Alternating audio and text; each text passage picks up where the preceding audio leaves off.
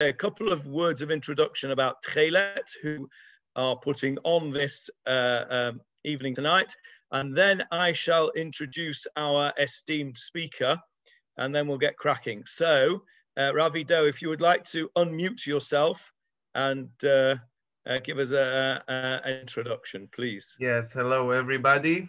Erev Tov, good evening. So as you see, if you are part of the groups of Tecehlet, you can see that we are, in these days, we are very busy. Before Hanukkah, we had on Sunday shiur, a special shiur by a rabbi, he's not doctor yet, Rabbi Dan Lieberman, Bezrat Hashem he will be. Last night, we have a very special evening with Shai Avramson, a conversation in Hebrew with me, but most of the evening was his songs and the Chazanut. And this evening, we have a very special and interesting lecture about the Hashmonaim. So that's what we do on Tecehlet. And we established this movement only a few months ago. We are still in the beginning, but you see, we want to do many, many things, interesting things and activities. So we need your support. It costs us money. And I know things in this world, things cost money. So whoever can support us and help us to continue with these activities, with bringing singers and chazanim and lecturers, the best lecturers here in Israel and in England to give us lectures and to teach us. So you will be blessed. We need your support. You can get all the details of how you can donate or support Tecehlet. You can get all the details from Rabbi Lieberman or from Avril, and they will guide you how to do it. So thank you all for joining us, and I hope we will be able to continue with these activities in the future, and we hope to see you again in the future activities. So thank you all. Thank you, Ravi Do, for that little plug for Tecehlet. Those of you that don't know what Tecehlet is all about, I will send you a link out to everybody to our website, which is it's still under construction, but we're getting there. Avril has made us a nice Facebook page, and that's getting there. And soon we will be recognized by all of you. So let's go straight, no messing about now. Let's go straight to our topic of tonight. Our guest tonight, our lecturer tonight is Dr. Hagi Amitzur. Now, if I were to read you his CV, that would take up most of the hour's lecture. It's 6 pages long. He's got 4 degrees, including a doctorate. He is a lecturer. He is a tour guide. He is a director, has been a director of schools. He's been a director of education institutes. You name it, and he's done it. He's one of Israel's foremost experts on the history of the times of the Mishnah and the Talmud. His expertise is absolutely phenomenal. He was the founder of the Sanhedrin Trail, which I sent out to you. I sent you a link to a little YouTube of it. I hope you had a chance to look at that, because I'm very excited to tell you that we are going to try and arrange a Tecehlet Sanhedrin Trail led by Dr. Amitzur sometime next year. And we would very much like to complete the whole trail, however long it takes us. It's absolutely fascinating. Those of you that haven't had a chance to look at what that's all about, then please do so. So I'm not going to waste any more of the precious time that we have, except to say that we are very, very delighted that Dr. Amitzur has agreed to do this lecture. And I know they don't want me to, but I want to thank Larry and Sharon Feingold for setting this up, because they were the prime movers in this activity tonight. Without them, this wouldn't have happened. So our thanks to them for that, and lots of other things as well. So the way we're going to do this is that everybody is going to be muted. any questions that you have, please jot them down on a piece of paper, otherwise you'll forget them. And at the end of the evening, Dr. Amitzur has agreed to try and answer our questions that we might have at the end of his presentation. So we are about to be taken on a journey through the sages of the Jerusalem Talmud and the Hashmonaim, amongst other things. I'm not quite sure what the other things are going to be, but I'm sure they're going to be really extremely interesting. So without any further ado, I'm going to hand you over to Dr. Amitzur. Those of you who have any difficulties, you can use the chat and I will try and sort any problems out that we have as we go along. Dr. Amitzur, it's all yours. Thank you very much for joining us.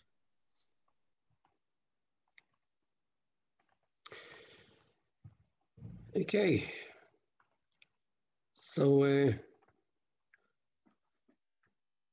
good evening, everyone. It's an honor and a privilege to be here tonight with you to talk about the history and other things that we have in the land of Israel that has to do with these days, with Hanukkah, and with going back to the history. And you can see here, Rabbi Lieberman was talking about the Sanhedrin Trail. And what we will try to do tonight is to walk in the footsteps of our sages from the Hashmonaic period all the way to the sages of the Yerushalmi, the Talmud Yerushalmi, the Palestinian Talmud as it's called in modern research, and try to figure out and understand and see and deal with different aspects of Jewish life and leadership in Roman Galilee as a part of the major thing that we will do tonight. So if we will start just for those of you who may not be familiar with all the historical events, I just would like to put a short timeline to set everyone together at the same base. And so in the year 586 BCE, this was the destruction of First Temple. A couple of decades later, 536, this was the return to Zion, rebuilding the temple that took 20 years. And in the year 516 BCE, this was the reopening of the Second Temple. And as you can see, this is the 70 years going according to the prophecy of Jeremiah. In the year 333 BCE, Alexander the Great, the Hellenistic conquest of the land of Israel. This brings the Hellenistic culture and everything that has to do with Hellenism to the land of Israel. And this will later on will lead us to the year 167, where we have the Hashmonaim revolt. Hashmonaim revolt, the famous story about Matityahu and his sons in Modi'in, when Antiochus, he decreed lots of decrees that were against the Jewish religion. Soldiers came in order to force the residents of Modi'in to sacrifice a pig on the altar for Zeus, the prime god of the Greek pantheon. And obviously they could not bear that. And Matityahu, who was the high priest at the time, he is raising his hand and actually revolting against the Seleucid dynasty. Because from 333 all the way to 167, we had two different dynasties, one ruling from Egypt, and this was the Ptolemaic dynasty, all the way to the year 200 BCE, and later on the Seleucid, which will be part of our story tonight. Now, in the year 167, this was the beginning of the Hashmonaim revolt. But the story of Hanukkah liberating the temple and returning to the temple actually happened only 3.5 years later. During that time, during these 3.5 years, the temple in Jerusalem functioned as a pagan temple with idols, with altars, with sacrifices to the Greek gods. And this was the reason why when the Hashmonaim entered Yerushalayim and entered the temple itself, Everything was desecrated and they couldn't find any pure oil. And we know the story about Hanukkah with only one small jug of pure oil that was found, and miraculously it burned for 8 days till they brought new oil. So this is the story, the historic story. But the interesting thing is that at the same time, with no connection really to the Hashmonaim, the Seleucid kingdom is falling apart and collapsing. And on the same area, on the same territory of the Seleucid kingdom, small national kingdoms will start to build themselves. The Aiturians at the north in Lebanon, the Nabateans in the south in the Negev, the Hashmonaim in the land of Israel in the center. If you will take the Middle East, we'll see a map in the middle in a minute. And what actually happened was that they did not intend to, they did not mean to, they did not maybe even want to, but a state was born. And they received their independence eventually. And this is why we're talking about the Hashmonaim dynasty and the Hashmonaim kings that will rule after the Hashmonaim revolt. Because when they were revolting, they were under the ruling of the Seleucid dynasty. And like the Babylonians and the Assyrians and the Persians before them, it was just another ruler and governor who ruled the country. All the way since almost King Solomon, there was no real independence and sovereignty to the Jews in the land of Israel. And the first time this will happen will be in the Hashmonaim kingdom.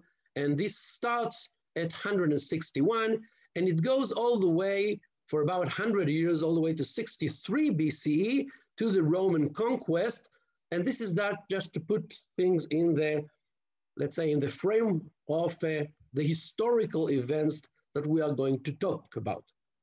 Now, as we will advance, we can see that if we are talking about the Hashmonaim dynasty, this is the list of the Hashmonaim rulers.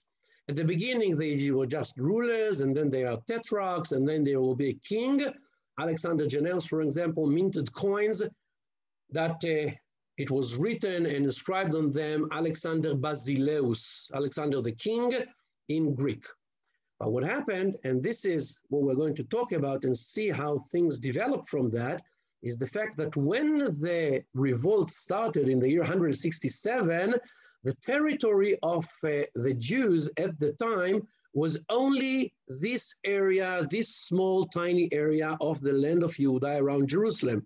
This is where the people that returned to Zion after the Babylonian exile, they returned to this area. Ezra and Nehemiah and all the stories that we know from Second Temple period of the first centuries of Second Temple period happened over here at this territory only. But as the Seleucid kingdom is falling apart and collapsing, as the Hashmonaim dynasty is getting stronger and we can see the dynasty of the Hashmonaim rulers, each and every Hashmonaim ruler enlarged and expanded the territory that he ruled.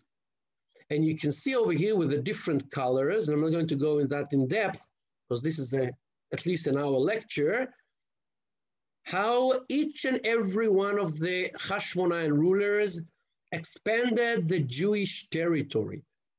By the way, this means that if we are talking at the beginning of the Second Temple period, for example, Galilee and the coastal plain and Transjordan were not part of the Jewish territory. This will happen only in a later phase after the Hashmonaim conquest. And each and every one of the Hashmonaim rulers will expand the territory that he is ruling over. And if we will continue with that, we can see that 63 BCE is the Roman conquest. 70 CE is the destruction of Second Temple. And here comes something that we need to remember before we will go in depth into what we would want to talk tonight, that actually, when we are talking about Torah study During Second Temple period, there was almost nothing like that. Jews practiced Judaism. Jews kept the commandments. We'll see that later on. But as far as Torah study, sitting and studying, reading the text, trying to debate on it, try to interpret it, this was done only in one central place in the Sanhedrin in Jerusalem, at the central yeshiva that was at the time. And this was the one and only place that this was done. And this is the reason why if someone wanted to study Torah and become a scholar in Torah study, he had to go to Yerushalayim, and only there he could do that. We'll see that, for example, with a Galilean rabbi called Nitai Ha'arbeli, who was born in Arbel in the Galil. And if you want to be a scholar, if you want to be someone who is Torah educated, as far, once again, not as far as keeping the commandment, because this everyone did. They practiced Judaism on their daily life, but to study, to sit and study the text, this was done only in Yerushalayim. For example, we can see that not only that it was done in one and only place in Yerushalayim, but in order to go and study Torah, you had to pay money. And this was done only to the elite in Yerushalayim. And everyone, I assume, knows the famous story about Hillel, who was a poor person, and he worked and he chopped wood for his livelihood and income. Half of his salary every day he gave to his wife and children and supported his family, and half every day he paid as an entrance fee to the Beit Midrash in Yerushalayim. And one day, it was winter, it was a snowy day, he didn't chop enough wood, so he didn't have enough money. He had money to support his family, but didn't have money to pay for the entrance to the Beit Midrash. So he arrived to the entrance of the Beit Midrash, and then he was not allowed to come in. But he really wanted to study Torah, so he climbed on the roof and he put his ear in order to hear the Torah words that were studied over there through the chimney, and the snow continued to fall down and it covered him, and it became very dark in the Beit Midrash because through the chimney, this was the place and the source of the light in those days, or at least one of the sources of light in the room. So it became very dark. And they said, why is it so dark today in the Beit Midrash? So they raised their eyes and looked at the chimney, and they saw over there a body of a person. So they climbed up and brought him down. But from this story, we study that in the central place in Jerusalem, this was the Beit Midrash of Shma'aya and Avtalion, the head of the Sanhedrin. If you wanted to come in, to go in and study Torah in that place, you had to pay money, meaning that only rich people, only the elite could be involved in Torah study.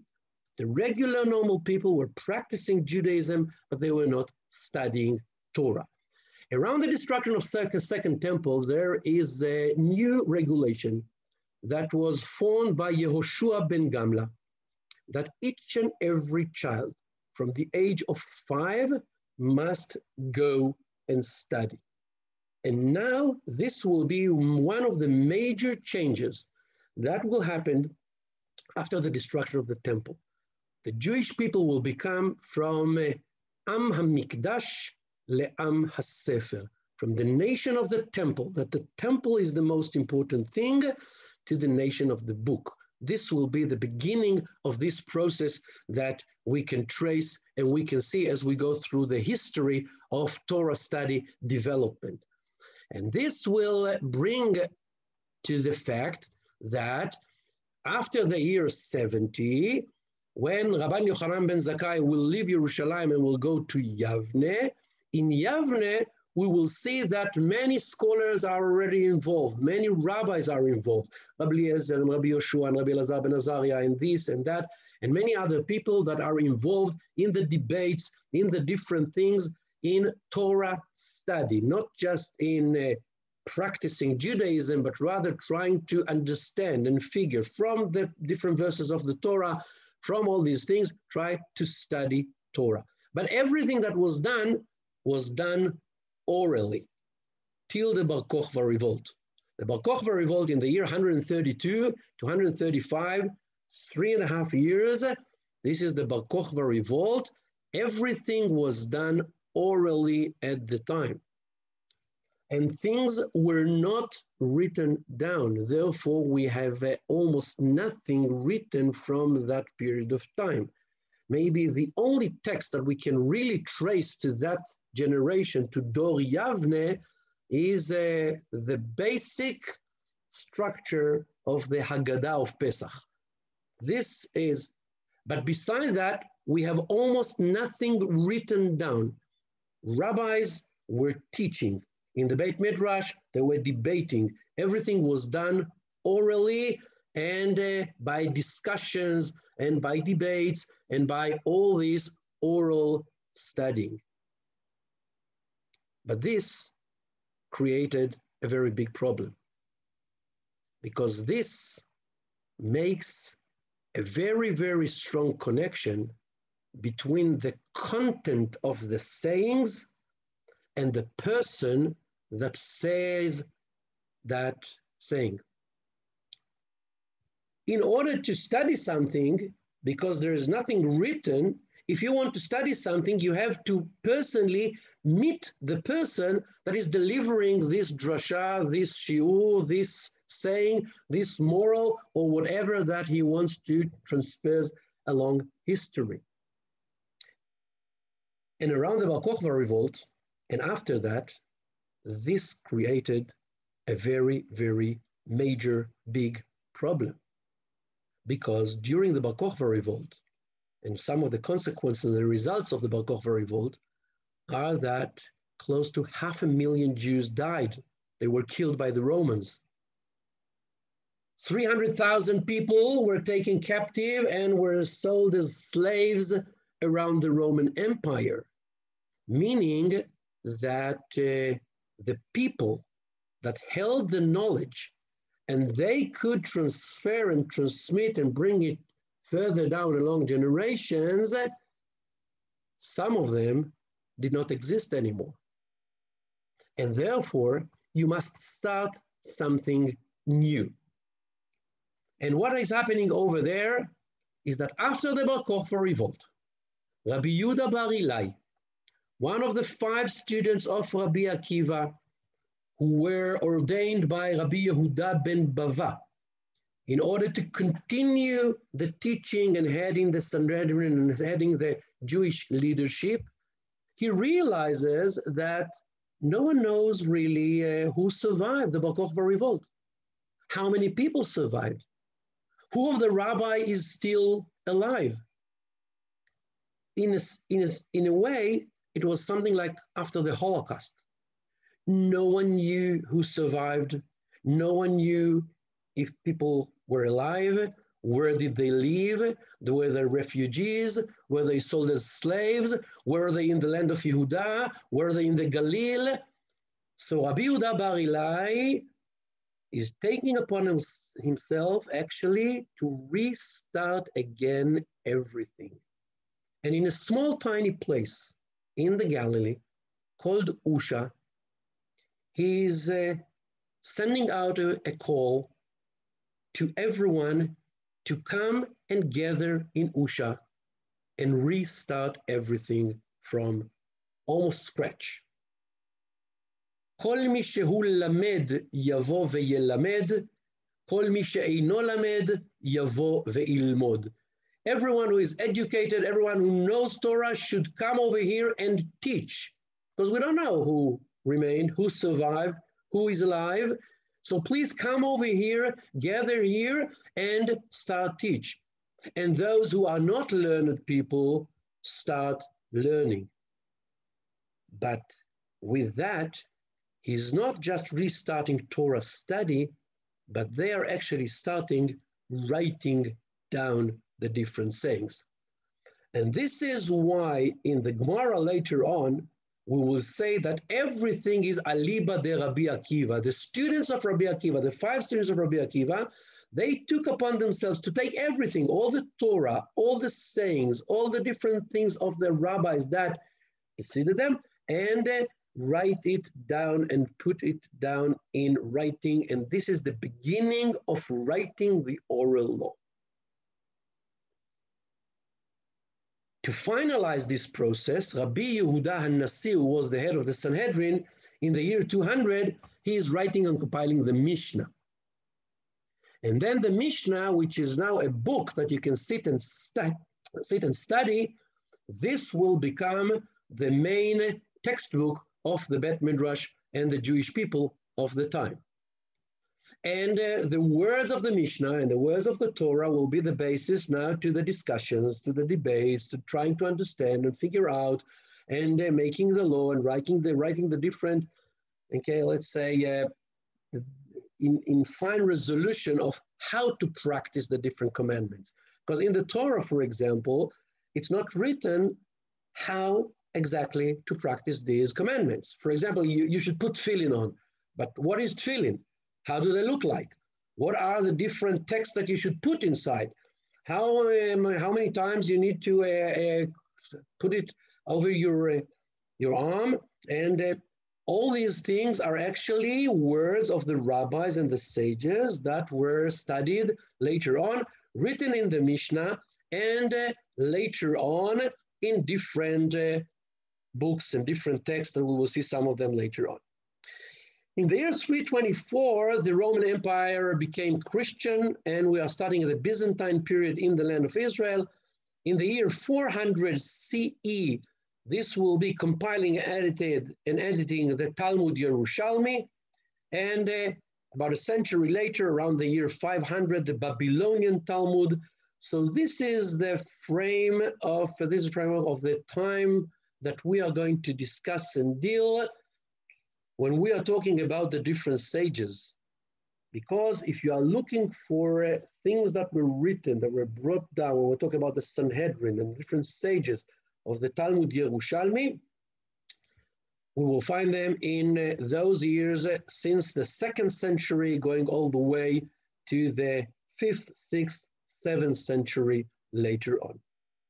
One more thing we should remind ourselves before we start is that we call it Talmud Yerushalmi, but it was not written and not compiled and not edited and not done, and nothing to do with Yerushalayim.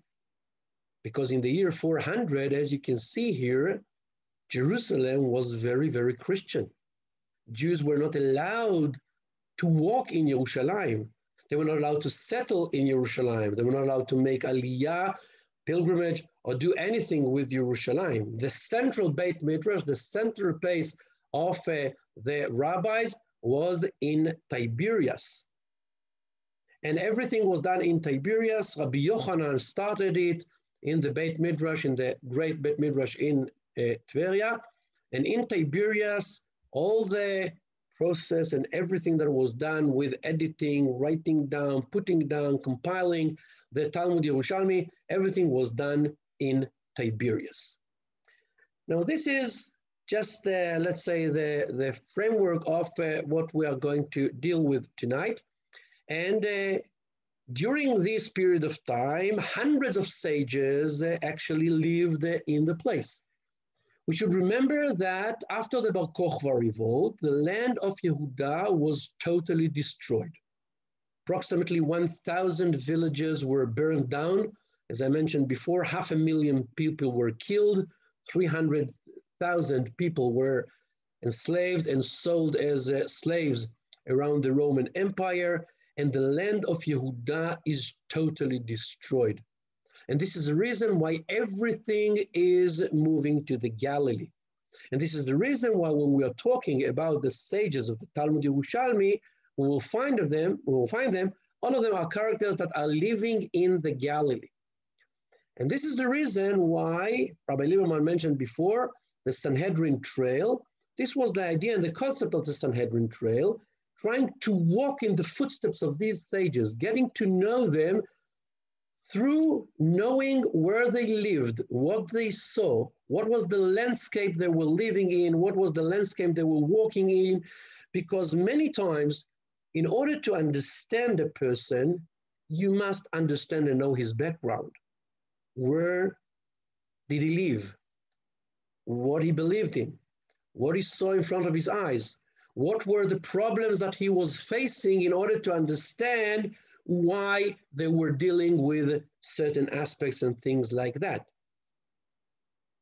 So what we will try to do tonight is go through this Jewish leadership moving into the Galilee with all the rabbis, the great rabbis, that most of them are surrounded or surrounding actually the Sanhedrin. The Sanhedrin is the central one united leadership of the Jewish people.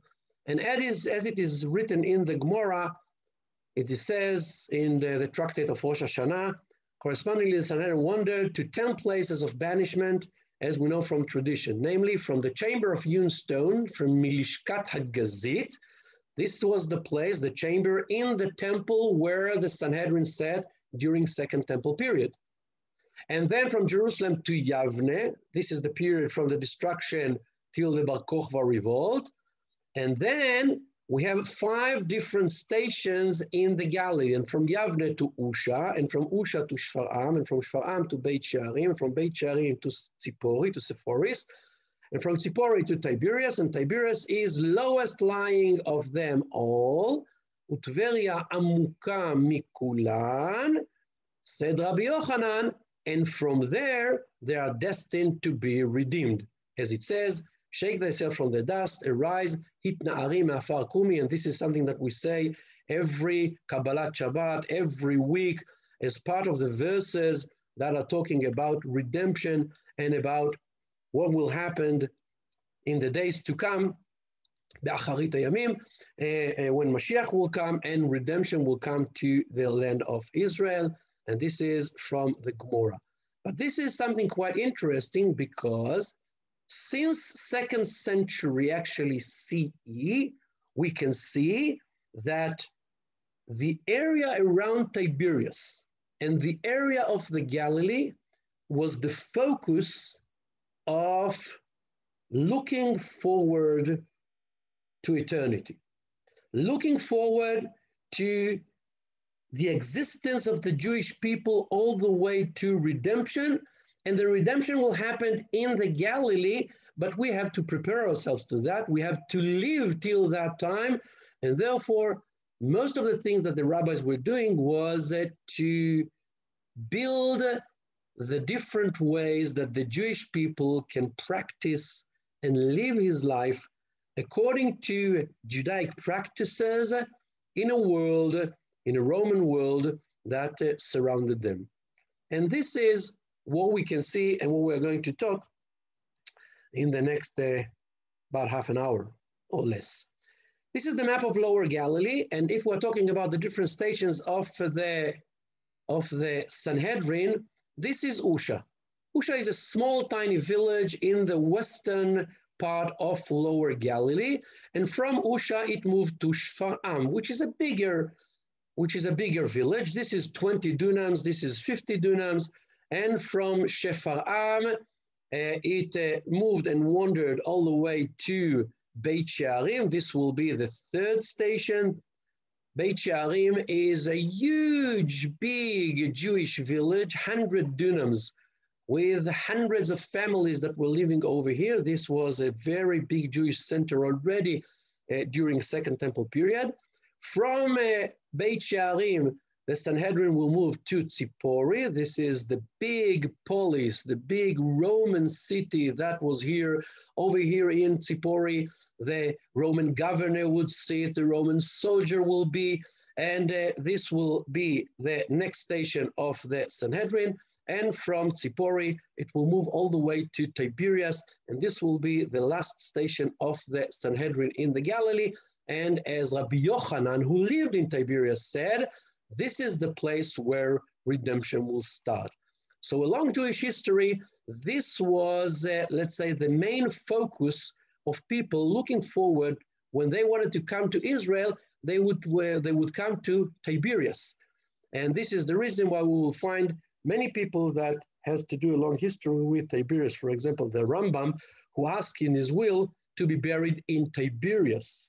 The Shlah HaKadosh, Rabbi Yeshayahu Levi Horovitz, who came to Tiberias and have been and was appointed as the chief rabbi over there.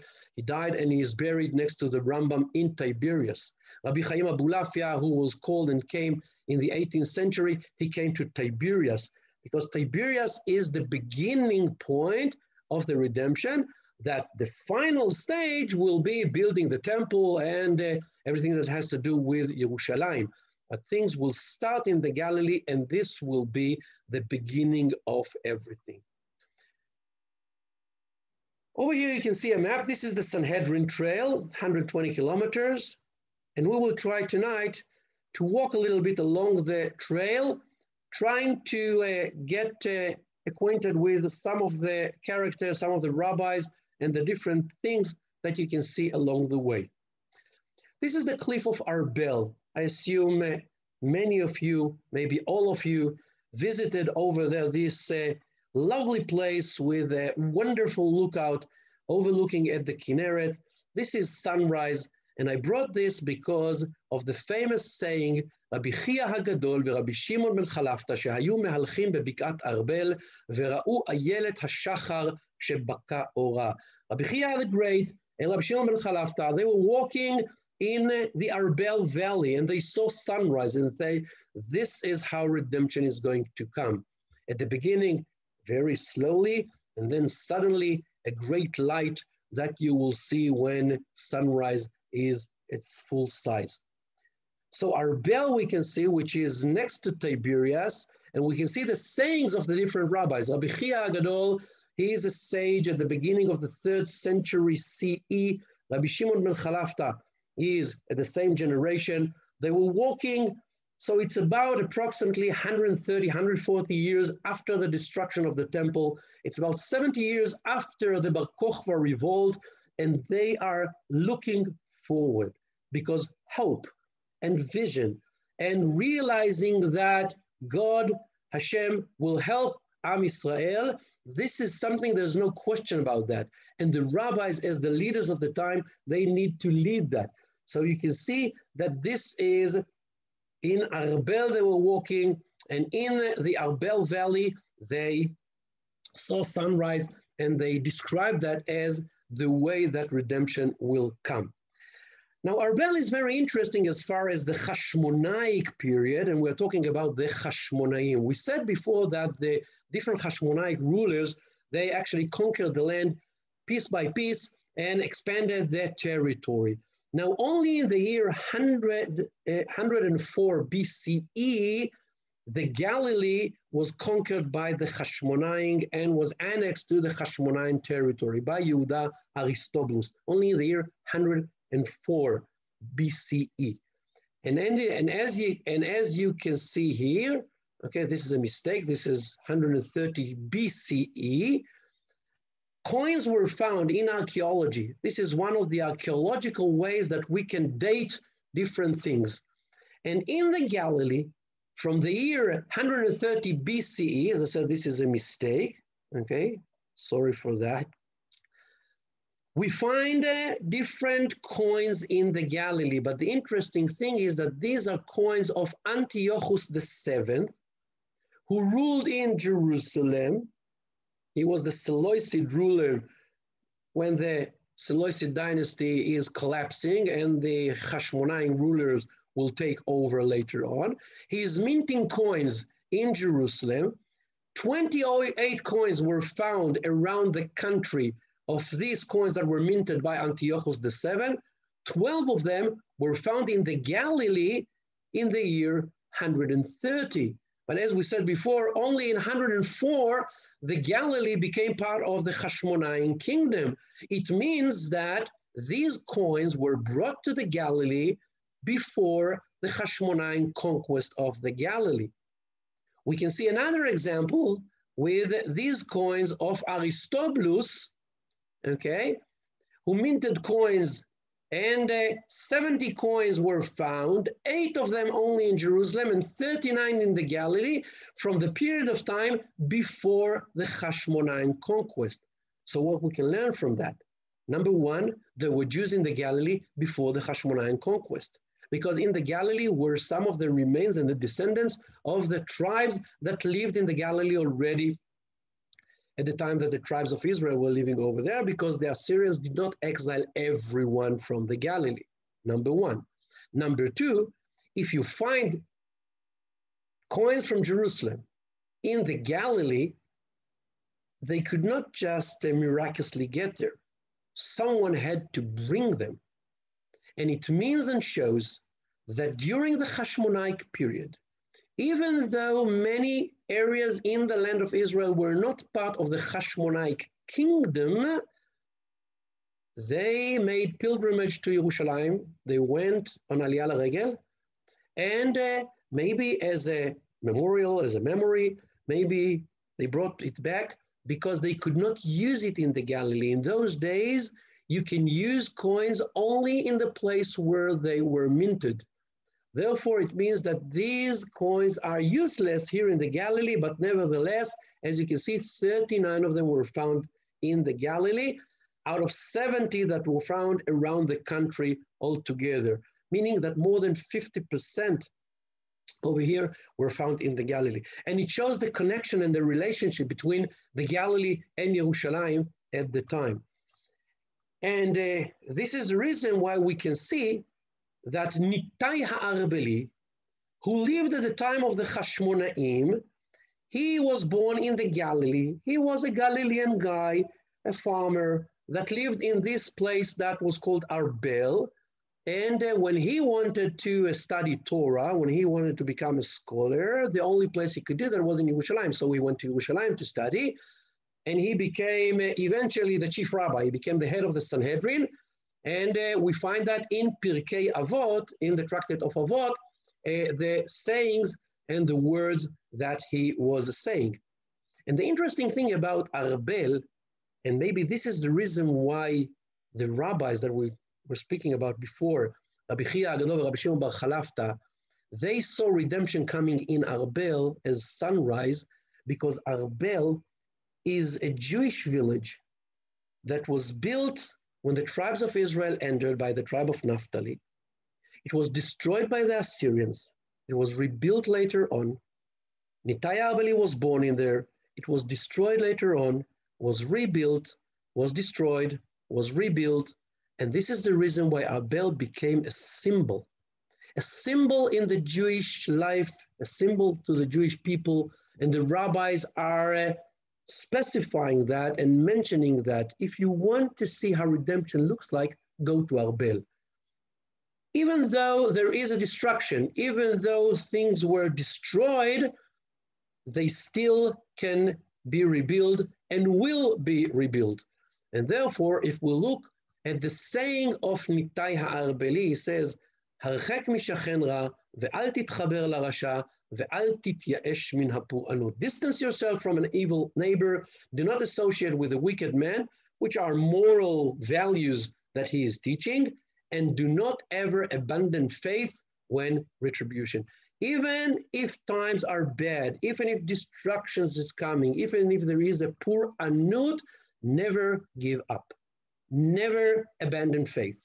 Never think that there's not going to be something that later on it will be rebuilt. And Arbel is becoming a symbol. And in Arbel, we will find a synagogue that was built in those days. And going to the rabbis and the leadership of the different communities, a synagogue is something quite interesting. Because a synagogue, as you can see, this is a typical synagogue in the Galilee during the period that we are talking about.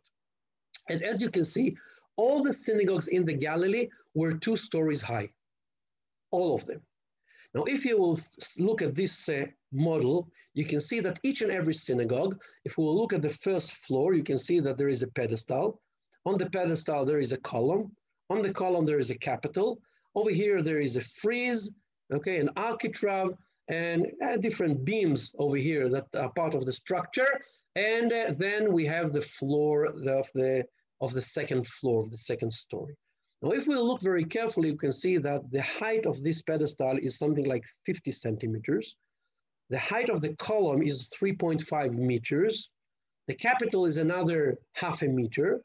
And then the frieze and the architrave are each one another half a meter approximately.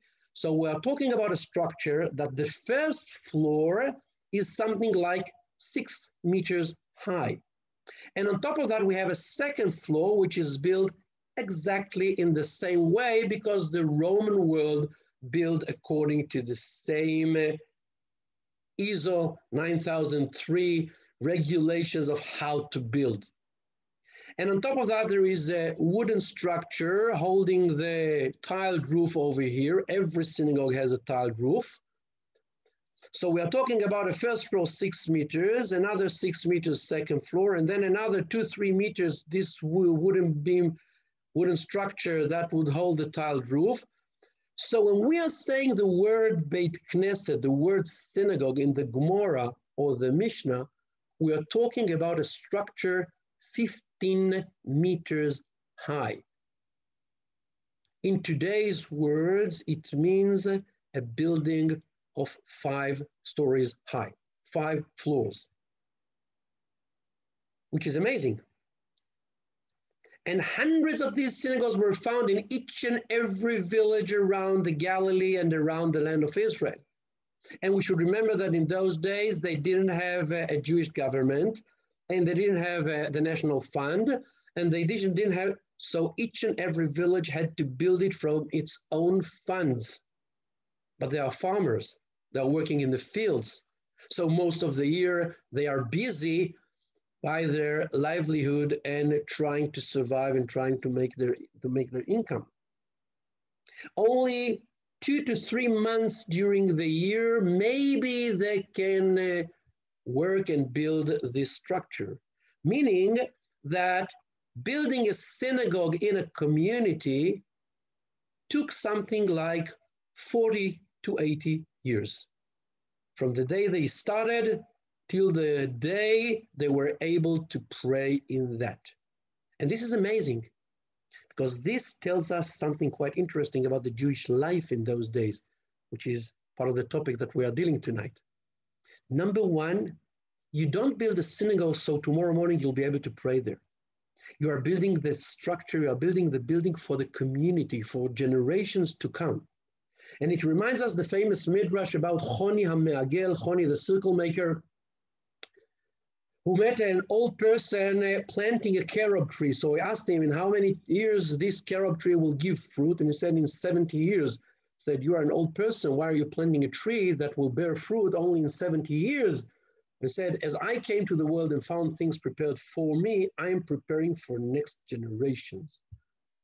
This is the task and the role of the rabbis, to make sure that things will remain and stay for generations to come. When you build a synagogue, it's not for you to pray. By the way, according to the halacha, you don't have to build a synagogue. You have to pray, you must have a minyan, you should do this, but you don't have to have a building. You can daven in the plane when you fly to the United States, you can daven in the field, during a hike, you can daven at work, in a room, but you don't have to build a synagogue. Building a synagogue is a communal statement. Something is saying we are building this for generations to come. Not only that, but you don't start to build something that you know will take 40 to 80 years if you have the slightest, let's say, suspicious that maybe in 80 years' time, you will not be here. So when you are building such a building, this is a statement. I'm here and I'm here to stay. And I'm building this for generations to come. Who knows what will happen? I don't know. We're not prophets. But when I'm building this with the very, very strong belief that this is going to stay forever. This is for generations to come. And building a synagogue is a communal statement, and therefore this is the reason why archaeologists, when they find synagogues, they try to understand what is the statement that community tried to convey to us. Because if you have to put so much time and so much money and so much effort in building such a structure, then you don't just by accidents pick a depiction in your mosaic floor or different inscriptions or whatever. You think about that and you plan, maybe even establish a committee to decide what to do with the synagogue and how to build it, but it's a communal statement. And therefore, when we go to Arbel, we find a very, very interesting thing. This is the synagogue of Arbel, the remains of the synagogue of Arbel. And if you look over here at the entrance, you can see that this is on the eastern side, not on the southern or the northern like all the other synagogues in the Galilee. This is the only synagogue that the entrance is from the east. Not only that, but if you will look, you can see that this entrance is built of one hewn stone. Usually we have two standing stones and one on top of them. And over here you can see that all of it is one stone. And why is that? This is because, this is what we think. If we will go to the Gemara and read about redemption, we can see that the Mashiach will come through the eastern gate. And therefore, if I'm sitting in Arbel, and Arbel is the place where redemption should start, I'm waiting through the eastern gate for the Mashiach to come. And not only that, but in the Medrash it says that the angels will make and hewn this entrance from one stone. So they built their synagogue according to what appears in the Midrash. This is where we are going to wait for the Mashiach. And by the way, Arbel is the Jewish Armageddon.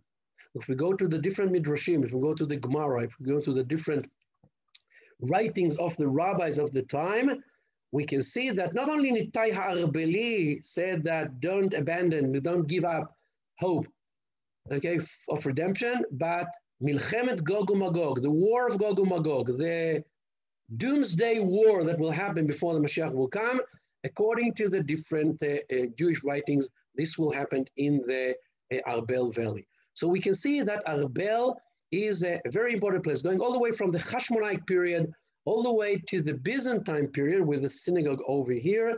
And this is something that we can see and trace and learn from that. And one of the most interesting things that we can see in Arbel is the fact that if we look through the eastern gate, we can see there is a column that is still standing there in situ, 1600 years. And on that, there is an inscription, Heinberger Tafresh Pei. Who was Heinberger and what is the meaning of this? Okay, Heinberger was a pioneer that came to the land of Israel in 1921. He believed, according to the verse in the book of Genesis, that God said to Abraham, Kum v'yitalech ba'aretz le'orka u'le'rochba ki lecha etnena. The translation, Uncle says, Kum v'tayel be'ara. If you want to hold the land, you should not only settle the land, but you should travel through it. You should hike through it. You should walk through it. And by that, it will become yours. And therefore, in the year 1924, he established the Hikers Association of the Histadrut, and took all the workers from Tel Aviv and from Haifa and from other places to hikes around the country, to get acquainted with the country, to know the different places, learn about Jewish history, not just from books, but rather from the places where things happened over there. And obviously, when he thought about that, he said, oh, if hiking in the country is part of the redemption, because it's part of holding the land, it's part of getting the land, and redemption should start in Arbel, so the first hike I need to go is to Arbel. And he left a graffiti over here with the hikers that he came here, Heinberger Tafresh Pei, 1925, actually November 1924, Tafresh Pei, and this is the graffiti over here. And once again, we can see how things go along with the different sages going from the Hashmonite period all the way to modern times. And if you go to another station, we can see this is Usha, moving to the Galilee. We said Usha was the place where Rabbi Yehuda Bar Ilai is gathering everyone and starting different things. And they are starting and establishing new regulations. Regulations building the Jewish family. Regulations building the Jewish nation. For example, they would decree that stating and the Jewish calendar should be notified only in the land of Israel. You should remember that in those days, the Jewish calendar was not a written one. As we said, everything was oral. And every month, Witnesses had to come that they saw the new moon. The Sanhedrin will accept their testimony, and they will declare and say that today is the new month. This will happen only in the land of Israel. And different regulations that they appear in the Gemara, and it says, Takanot Usha. These are the regulations that were established in Usha. But in order to understand, once again, the Jewish life in Usha, this is one of the most interesting findings that was found over there. It's an olive oil press. You can see that. This was part of their livelihood. But inside the building, at the next room in the same complex, a ritual bathhouse was found, a mikveh was found, meaning that each and every worker that worked here at this olive oil press in producing oil had to dip himself in the mikveh as part of the working daily process, meaning that the production over here was of pure olive oil, because they were keeping all the commandments and everything that has to do with purification, with purity and impurity, and everything that has to do with that. But not only that, just next by to the olive oil press, a wine press was found. And once again, in the same structure, you can see a mikveh was found. Once again, showing us and telling us that the people that were living here, the people that lived here, the people that produced this wine over here, they produced their wine in purity. And it's quite interesting that there is a saying in the Gemara, the Amar Ula, Chavraya Madchan Begalila. The people in the Galilee, the Chaverim in the Galilee, they were keeping the laws of purity, and they were making wine and olive oil with purity. And we can see over here an archaeological proof to the Jewish daily life. If we are Jews, then we need Jewish symbols. And look over here, this is a lamp, an oil lamp with depictions on it. And it's very interesting. By the way, in Usha, this is the one and only, let's say, complete and whole olive lamp that was found. In all the other places around the country, they found the wreckages and debris of these olive oil lamps, and we can see over here this thing. Another thing that we can see over here, this is stone vessels.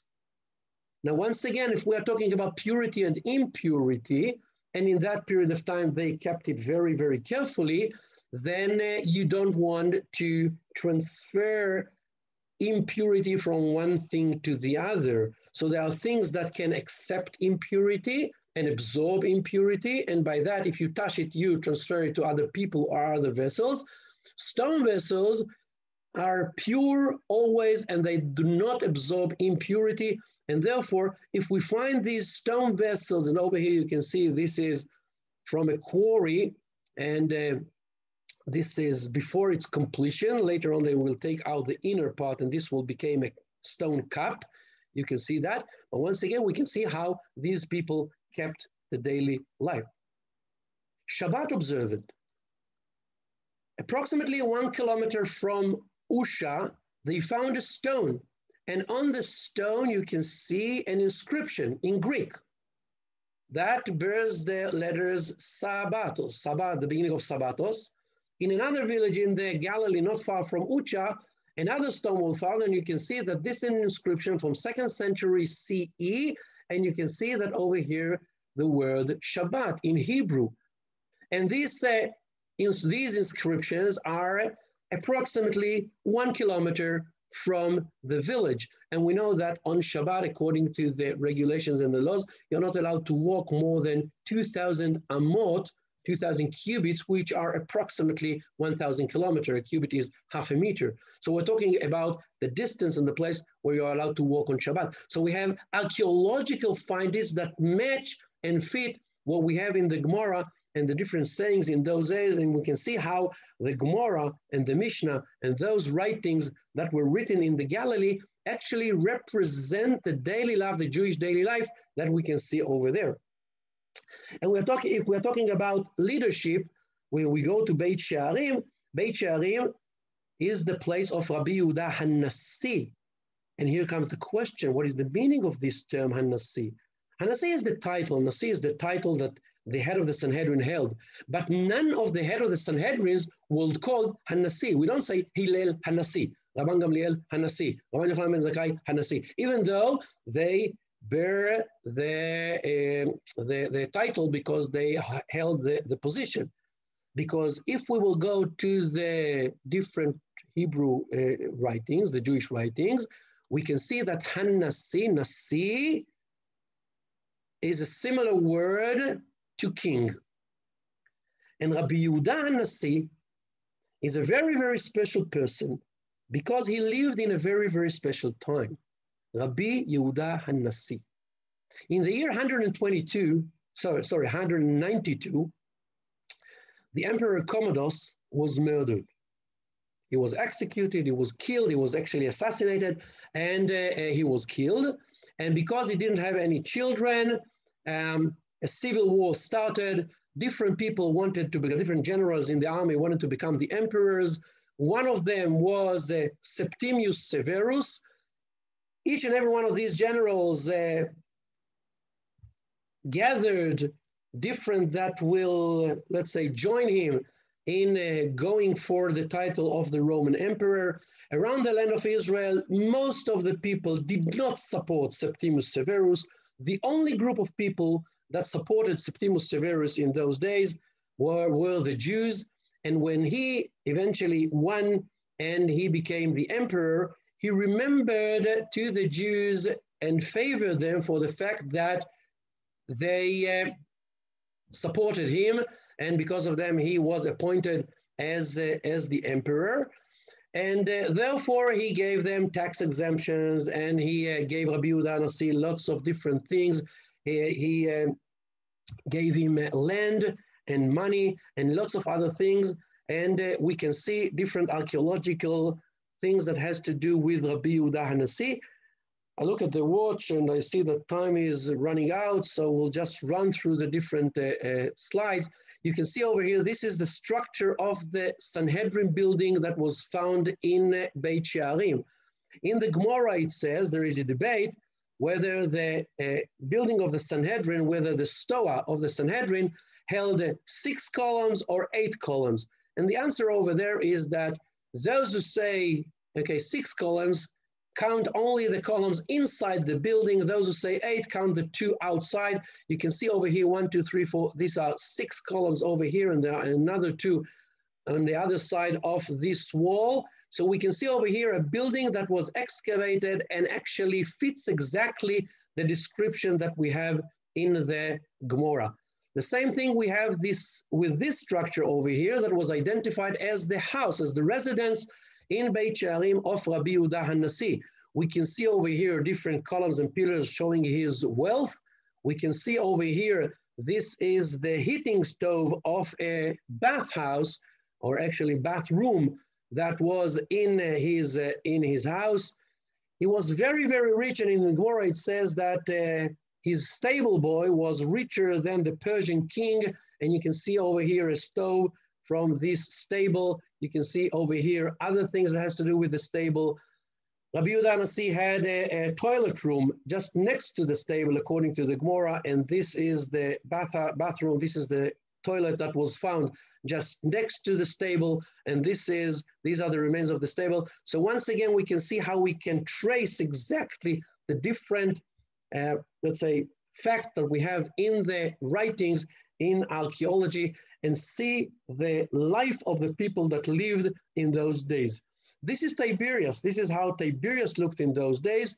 By the way, Tiberius is celebrating this year 2,000 years. According to, due to the corona, no real celebrations could take place, but this was Tiberius. Everything over here in this sketch is based on what was found in archaeology, the Roman theater, and over here the central bathhouse, and the basilica over here. So we can see all these things. This is the basilica. This is the place where the Sanhedrin sat when they were in Tiberias. This is, as you can see, the arch where the apps where they used to sit over here. Under the place over here, there is an underground cistern. You can see the cistern over here. And you can see that everything that we find in the archaeology of Galilee actually fits and matches different sayings of the rabbis. For example, we know that Rabbi Yochanan, he was the great compiler of the Talmud Yerushalmi. And we're talking about the sages of the Talmud Yerushalmi, Rabbi Yochanan and Reish Lakish. And we know that he did that from the writings. We know that he did that in the central Beit Midrash in Tiberias. And this central Beit Midrash was excavated with an inscription, with a mikveh in the house, with benches around in the room over here. So this is, we can see, this is the central Beit Midrash. So just imagine to yourself, we're talking about the Talmud Yerushalmi, we go to the shelf, we take out the book, we read about the different rabbis, for example, Rabbi Yochanan and Reish Lakish, and we go to the archaeology, and we actually can see where these things happen and understand and realize what was the source and how these people, how these sages actually lived, how the Jews in the Galilee in those days lived, how all these things that were compiled and edited and written in the Galilee after 2nd century CE became actually the Jewish life till today. For example, in Tiberias, they invented what we called the Nikud Tveriani, the Nikud, taking the vowels and turning them into graphic symbols. This is something that was done in Tiberias. For example, poetry, different lamentations, different songs that we have in the prayer and everything were written by poets in Tiberias, like Rabbi Ezra Kalir, one of the great rabbis in Tiberias at the Talmud period. So we can see how all these things actually come together. And here I just brought some examples of how when you walk on the Sanhedrin Trail, you walk from one place to the other. We have sources booklets. We walk with the sources. We talk about the different rabbis. You walk through the actual places where they lived. You can see the different places. You can see the different sites and realize and go through Jewish history of the Galilee, of the Jewish history from the Hashmonite period going all the way back to the Hashmonaim, which were also in the Galilee, not only in Jerusalem and the story of Hanukkah. And these are, once again, different photos from the place and from the Sanhedrin Trail. And if you want to join us on the Sanhedrin Trail, this is the phone number, this is the mail. You can just call us. And as Rabbi Lieberman said, next year, hopefully, we will do it, walk the Sanhedrin Trail in the footsteps of Chazal, in the footsteps of the sages, not just learning and mentioning their names, but rather seeing the entire landscape and the actual places where they lived, how and why they said different things, because this was the reality they lived in. The names of the trees, the name of the places, the names of all these things are part of the experience of living in the Galilee, as I do, and walking the Sanhedrin Trail and actually going and connecting yourself, walking in the footsteps of Chazal. Thank you very much.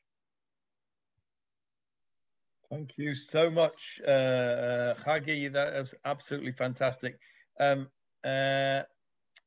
Sharon and Larry told me that you were good, and they were wrong. They were wrong. You were not good. You were great. I thought that I knew a fair bit about this this period of time, and I have learned so much. And I know from what you told me earlier on that this is really a year's course. So I'm up for a whole year's course of learning, and so I think we'll have to think about having an extended course of this, and certainly the Sanhedrin Trail is on my radar to arrange for us all. So what I am going to try and do now is to try and coordinate questions. Hagi is very kindly going to try and answer them for us. So what I would like you to do, if you have a question, is either press your hand up icon. There's the raise hand icon. Or if you can't do that, wave frantically in front of your camera, and I will try very hard to see you. And all right, so I can see a hand up straight away on Jonathan and Hillary over here. So if you just unmute yourself, Jonathan, and ask your question. Okay, very interesting. Well, as you say, very, very interesting talk, very absorbing. But I didn't get the bit where, how many kilometers could you not walk? On a Shabbos. On a Shabbos. It seemed a lot to me. Maybe I got it wrong. No. Where the 3 rocks were. On Shabbos, you are not allowed to walk outside your settlement for more than 1 kilometer. Inside the settlement, you can walk as much as you want. This is the Eruv that we are doing. Outside the Eruv, okay, this is what is called Tchum Shabbat, and you are allowed to walk only for 1 kilometer.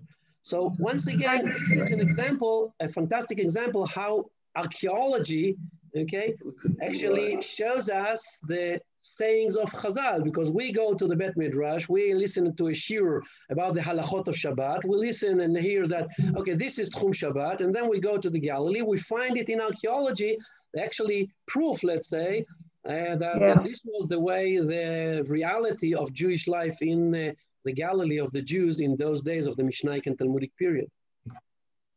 Fantastic, thank you. Okay, thank you for that. Any other questions? Any other hands up or wavings going on here?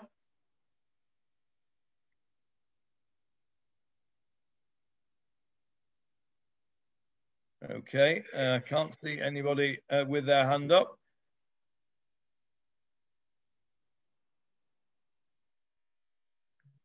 Okay, well, it doesn't look like we've got any questions because you've educated us so well. Oh, here we go. Sharon would like to ask a question. Off you go, Sharon. Good evening, Hagi, and greetings to everyone. Does the fact that there was a balcony in the synagogues in the Galilee suggest that there were men and women separated, or was it done for air conditioning or for overflow crowds? Your guess is good as mine. We should remember that 1st century CE, in the temple itself, there was no separation between men and women. Families were standing together in the temple. And this is why the Mishnah is saying that every year, on an annual basis, every year, at Motza'ei Yom Tov Rishon Shel Chag, okay, Motza'ei, the first festival of Sukkot, they used to make a Tikun Gadol, and what was this thing that they were doing? They separated men and women because of Simchat Beit HaShoeva. Simchat Beit HaShoeva, just to remind you, is music and dancing and everything like that. And this is not appropriate in the temple that men and women should be together, because already in the Bible we know that there was a separation between men and women. But actually, when you are practicing things, when you are praying, when you are coming towards God, you come together as a family. Like, for example, we find in the book of Samuel, Hannah and Elkanah were walking to Shiloh, walking together as a family. And this was done as a family. We know that later on, along the 10th, 11th century, there was a total separation between men and women in synagogues. So somewhere in between 1st century CE and 10th century CE, okay, this separation took place, and men and women were not praying together at the same place in the synagogue. Now, we know from the archaeology that all the synagogues had 2 floors. What was the purpose of the 2nd floor? No one knows. And this is the reason why the researchers debate. Some would say that this is a proof that Ezrat Nashim, that the women's section already existed in that time, and this is why they separated it.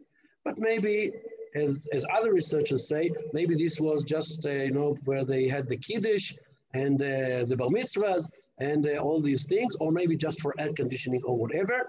So your guess is good as mine. We don't have any proof to this separation that will be supported by archaeology at the time. We know that it was 2 stories high, it was 2 floors high, because this was the way these basilica-type buildings were built in those days, and the rules and regulations how to build these, as far as engineering, this was the way it was done. Okay, that's very interesting. And just as an aside, the separation of men and women generally in Orthodox or ultra-Orthodox groupings today is a fairly modern idea. In other words, it's got more and more as time has gone on. Even as little as 50 to 70 years ago, there was much less separation of the sexes than there is today in the Haredi world, at least.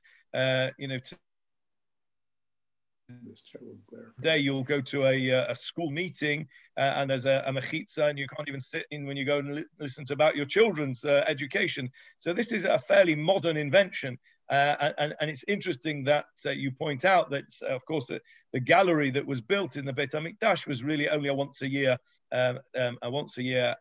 event.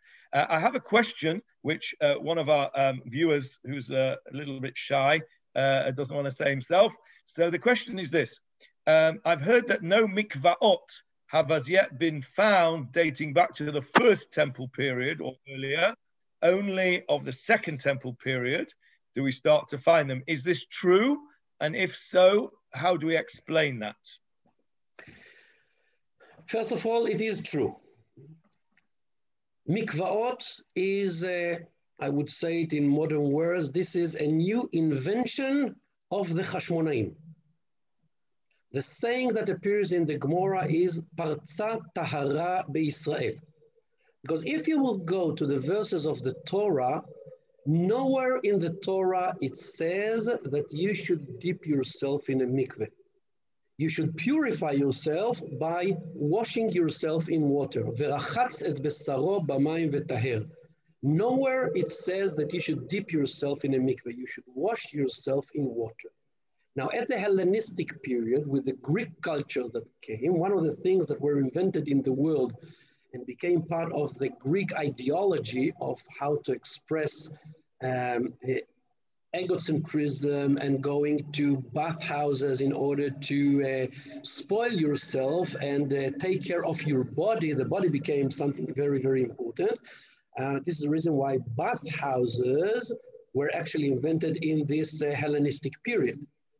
And as a response to the Hellenistic world, the Hashmonaim and the rabbis at the time, this is the explanation usually we say, that as a response, they said to the Greeks, to the Hellenistic world, you take care of your body only on the physical aspect. We take care of our body also in the spiritual aspect. And therefore, we also go to a bathhouse. But the bathhouse is a ritual bathhouse. We go to something that has to do with the spiritual world. And the halachot that has to do with that, that before you go to dip yourself in the mikveh, you have to wash yourself in water. You have to prepare yourself for dipping yourself in the mikveh. So you actually do both actions. You prepare yourself on the physical aspect, like was invented in the world at the time, but you are raising yourself above the Hellenistic culture by the fact that after you wash yourself in water, you dip yourself in the mikveh, which is a spiritual level, and this is part of what happened. And this is why mikvaot as such, we will find only from the Hashmonite period onwards, and only by the end of Second Temple period, so from 2nd century BCE all the way to 70 CE, we will find these mikvaot in Jerusalem and around the country. We will not find, and none of them were found yet in none of the places, even though thousands of mikvaot were found already. So we may assume that if thousands were found, we should find at least one, and none of them were found. And this is the explanation that is given, how come we don't find, on one hand, we don't find mikvaot from First Temple period, and on the other hand, the term that appears in the Gemara, Parza Tahara Be'Israel, that everyone now is keeping the laws of purity in, let's say, the highest standard that they should be kept.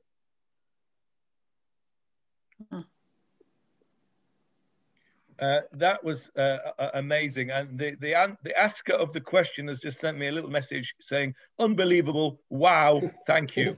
I can only reiterate that.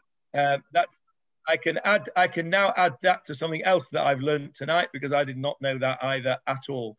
So that's amazing. Thank you so much for that. Any other questions? I'm very, very reluctant to let you go because there's so much information that we're going. I've got another hand up here. It's at least a year course. We have only 1 hour, so we're trying to squeeze. I'll have to keep you here for a year. Go ahead, Sharon.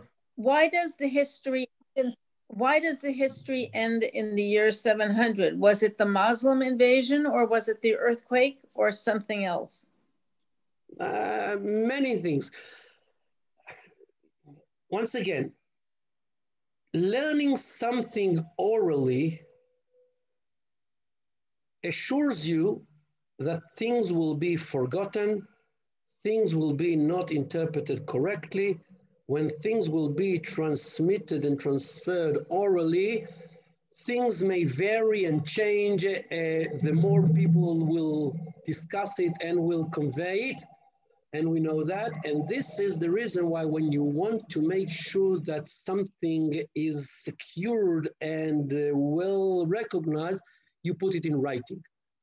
For example, when you speak with someone and you want to make, let's say, a contract, you say, give me it in writing. Because giving something in writing, okay, gives it the strength and the power and keeps it as such. So on one hand, putting things in writing is very good. On the other hand, it's very, very conservative because it doesn't allow you later on to, let's say, develop other things like the oral world. And this is the reason why during danger times, during times that the rabbis were afraid that maybe we are going into a different period of time, maybe like what happened in the Bar Kokhba revolt, who knows what will happen. And if we will lose the people, then we will lose their words, we will lose their sayings. So we must put things in writings. This is the reason why in Israel, the Yerushalmi was compiled and edited in the year 400, because Christianity began and the Christians started to persecute Jews, and there was a fear that the Jews will disperse everywhere and things will be forgotten. Then you need to put things in writing. Same thing happened in Babylon about a century later.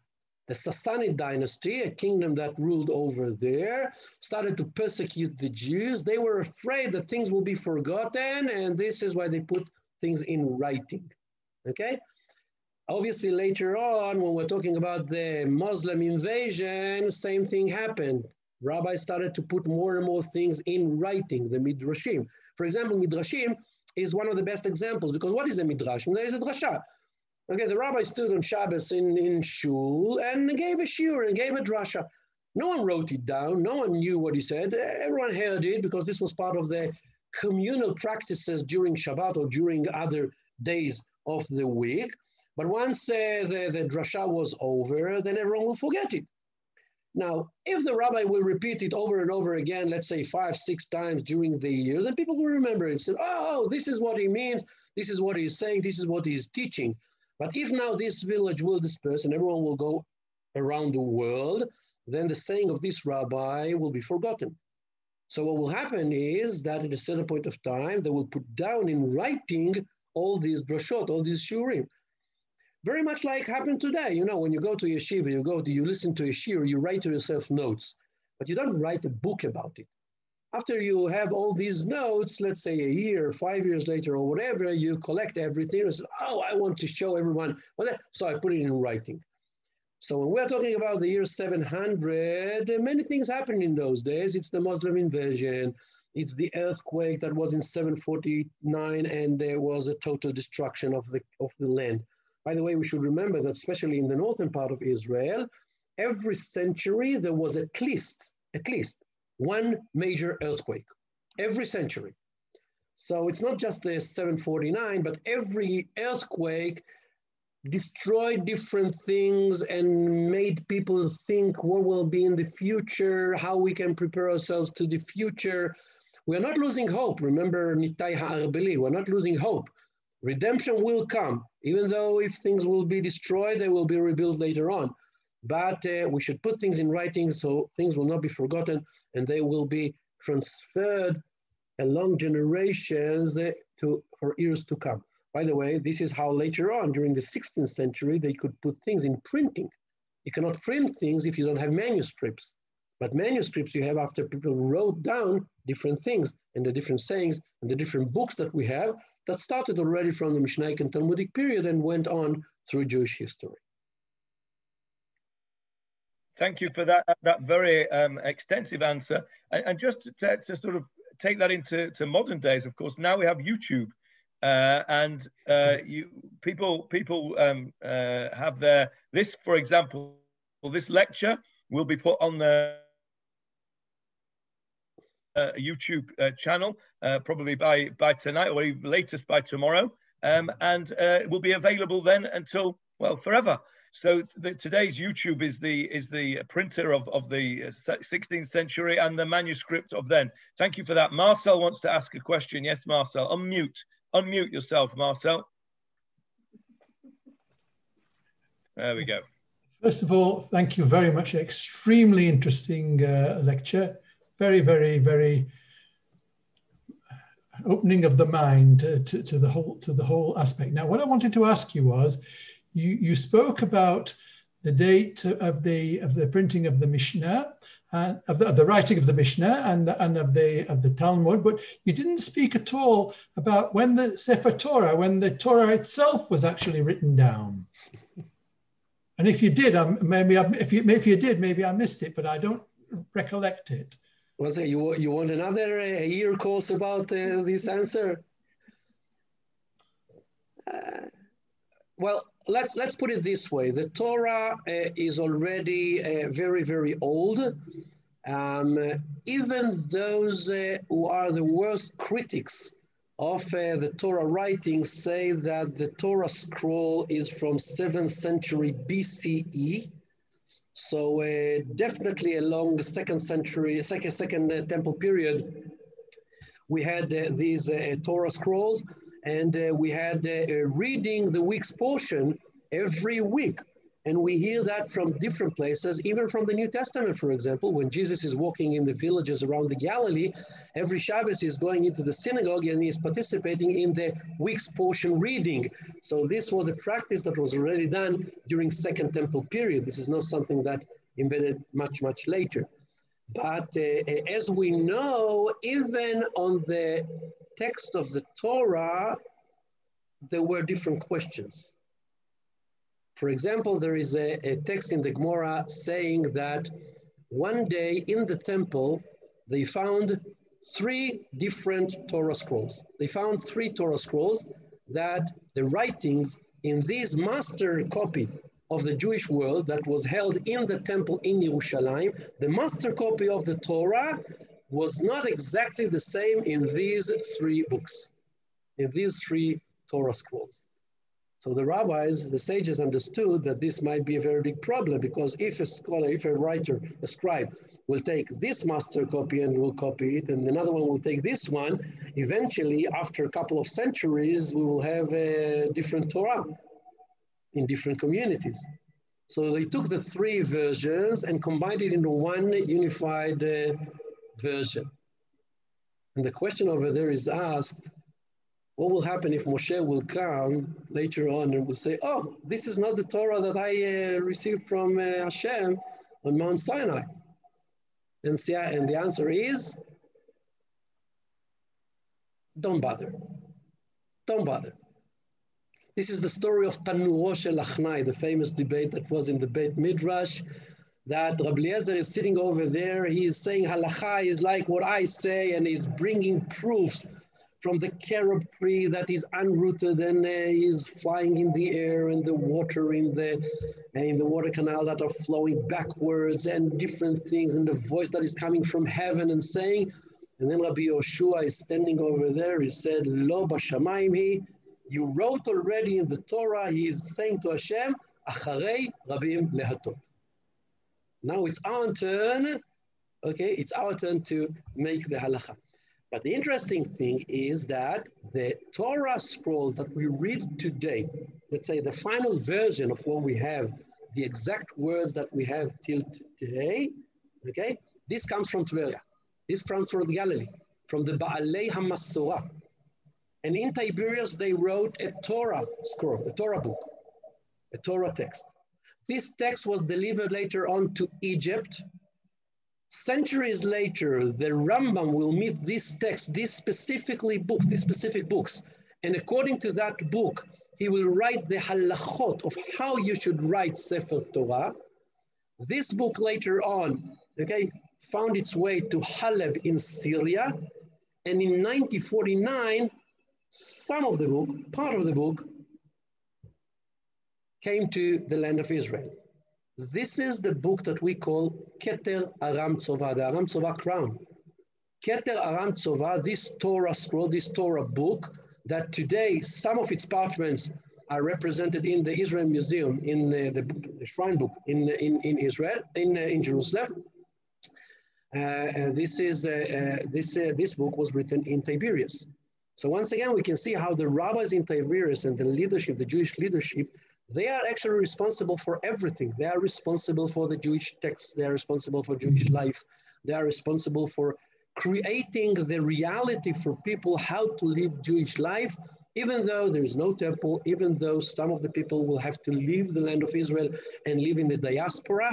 But nevertheless, still you can live full Jewish life because you have now the book. And in the book, you have all the instructions of how to practice all the Judaic practices and how to live a full Jewish life, even if you are not in Jerusalem, even if the temple is not yet built. Hopefully it will be rebuilt sometime.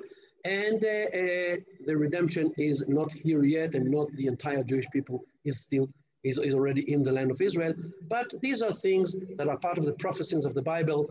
This is part of the hope and the vision of the Jewish people, that everyone from all over the world eventually will find his way to the land of Israel, will be here, and when Am Yisrael will be in Eretz Israel, redemption will come, temple will be rebuilt. There's a whole debate whether sacrifices will be renewed in this temple, but this is another issue. But this will be, once again, the temple will be once again the beating heart of the Jewish people, the center of everyone, and Jerusalem will become the focus of the entire looks and things and thoughts and visions and everything and hopes of the entire Jewish people, eventually according to the different prophecies of the Bible and the writings of the Jewish writings. Wow, thank you so much. That just each answer is a course of a year. I'm gonna call it a day here because you've been going on for an hour and a half, and it's been absolutely fascinating. I for one have learned a tremendous amount, and I'm sure we all have. Getting thumbs up on the screen here from everybody. Hagi, thank you so much. I would like to suggest that we will be in touch again very soon, because we were going to, Tecehlet will definitely want to bring you back for more of the same. I can see that we have a huge resource here that we must definitely take advantage of. So I thank you so much, and I thank Sharon and Larry for pointing us in your direction as well. We will be in touch with you to arrange lots of other things, I'm sure, in the future. And in the meantime, we thank you so much again for all that wonderful knowledge, beautifully presented. So much. I'm going to listen to the whole thing again once the recording comes through. For everybody else, I will put it on a link to the YouTube channel. I'll send it out with the usual reminders. And again, a reminder to support Tecehlet behind me. The more support we get, the more of these excellent programs we can do. Avril is in the process of setting up our Facebook nicely. Thank you very much again. Good night, everybody. And Hagi, so much. Thank you very much. Chanukah Sameach to everybody. for tomorrow night. Chanukah Sameach, all the best. Hanukkah Sameach. Thank you, Hagi. Bye, you're welcome.